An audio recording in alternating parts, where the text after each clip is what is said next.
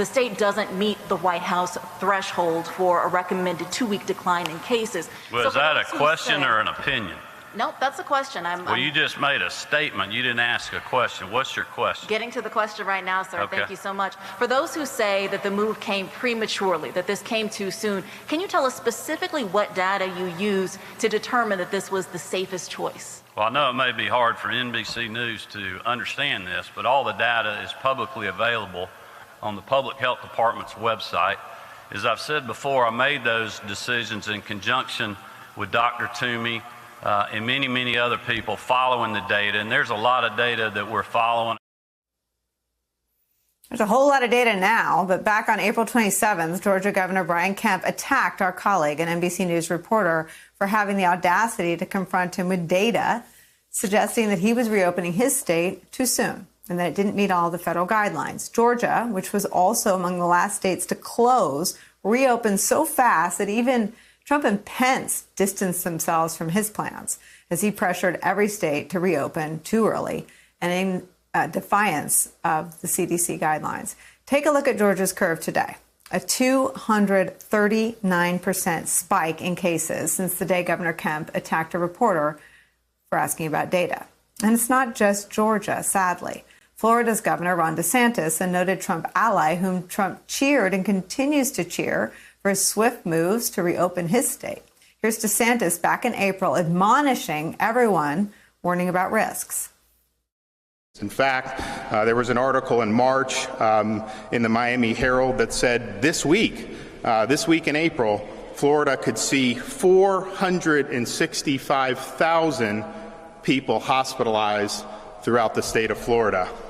The reality, slightly more than 2,000. Those predictions have been false. Our work is succeeding. We have flattened the curve. We did not go the way of Italy. We did not go the way of New York City. In fact, we've done much, much better than either of those places. But you haven't. Here's Florida's curve today, a more than 1,200% increase since Florida reopened on May 4th. The stories are similar, sadly, in Texas, Arizona, Alabama, states that cleave to the president's political message on fast reopenings, some of them openly praised by the president for doing so, despite warnings from the CDC again that it was too soon. And today, the New York Times says it point blank, quote, "The current surge in coronavirus cases in the United States is being driven by states that were among the first to reopen their economies. Decisions that epidemiologists warn could lead to a wave of infections." Ashley, Dr. Patel, and John Heilman are all still here. Dr. Patel, I remember covering especially the Georgia reopenings, which included tattoo parlors, rather inexplicably to me, no way to social distance, beauty parlors, barbershops, and praying that all the science was wrong, praying that that state would stay safe. Sadly, the science was right, and it's turning out to be right in all these southern and western states that are surging. Yeah, that's absolutely correct. And I remember thinking, well, we'll give it a 2 to 3 week period. And we saw cases rising, but not exponentially. But all you had to do, Nicole, as you did, was talk to people on the ground. And they were starting to see more people coming into the hospitals. And that was a signal enough. And the data itself started to reverse. However, we still haven't learned the lessons from New York and Italy, which have been beckoning, which is an adequate amount of testing, tracing, and isolation. So we are not going to get past this first wave until we really tackle those efforts. And I worry that schools reopening could compound some of that stress on these already stressed states. John Heilman, I think most of our conversations about the zombie-like state of today's GOP under Trump have focused on the Republican senators who voted to acquit Trump and his impeachment and who either look the other way or green light all of his conduct, having no answers on bounties paid for the killing of U.S. soldiers and whatnot. But I think that the Republican governors who align themselves so closely with Trump's hubris over a virus, a pandemic that doesn't have a Twitter feed, that doesn't respond to bullying, will taint those state leaders and taint the GOP in the South and the West, where they align themselves with Trump for so long and have these death tolls and these hospitalizations and these surges in their states to show for it. Oh my God, yes, Nicole. I mean, it's a huge thing. You think about these governors, Governor Ducey in Arizona, Governor Abbott in Texas, Governor Kemp in Georgia, Governor DeSantis in Florida. All of them decided to follow the Trump playbook, the Trump path. They did what Donald Trump wanted them to do.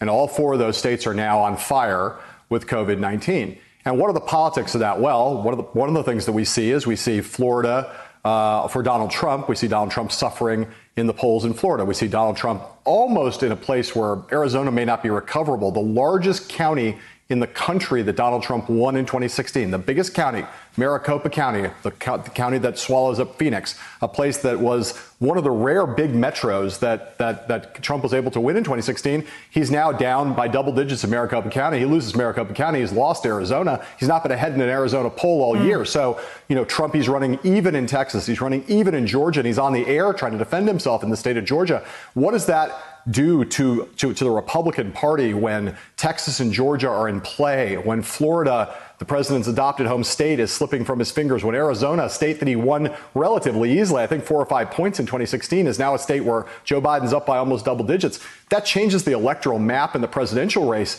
But you think about those governors and you think about what's happening on the ground in those states. These are states where the big division in the states were between the big cities where Democrats have dominated, places like Miami, Dallas, Houston, Phoenix, and the suburbs and exurbs. But what's happening right now is the suburban voters are looking at what's happening in the cities, and they are seeing Trump and their Republican governor imperiling their states, and they are running into the arms of Democrats. So it not only hurts Trump in the presidential election, but it changes the dynamics in these states going forward for those governors when they have to run for re-election, in the Senate races in those states when they come up. This is a huge thing that may change the balance of power in the Sun Belt for generations when we come out of this COVID thing, whenever that is. Ashley, there's a new pressure campaign on states. It's to reopen schools regardless of where the pandemics are in individual districts or states. Any pushback from any of those governors we've been talking about? Yeah, there's a ton of pushback. You're hearing governors basically saying, first of all, governors are saying what everyone is saying, that everyone wants the schools reopened, the way everyone wants the economy reopened, which is safely and responsibly. And that may not be the way President Trump is pushing for it, which is all at once, typical back to school fall where you take a picture of your kid and you send them off with all the other kids to a packed classroom of 20 or 30 students. But governors are saying that they are going to trust the local health officials and local public officials. And what's interesting here is it's this rare reversal of sort of federalism we're seeing from the president. This is a president who throughout the pandemic generally gave the responsibility to the states because he sort of didn't want to get blamed. But now he is saying it's actually not a state's decision. It is the federal government who has a blanket wide prescription for every single state and every single school district, when their original pitch was that what is right for Georgia might not be what's right for New York. And so it is kind of tough to square those two really opposing viewpoints.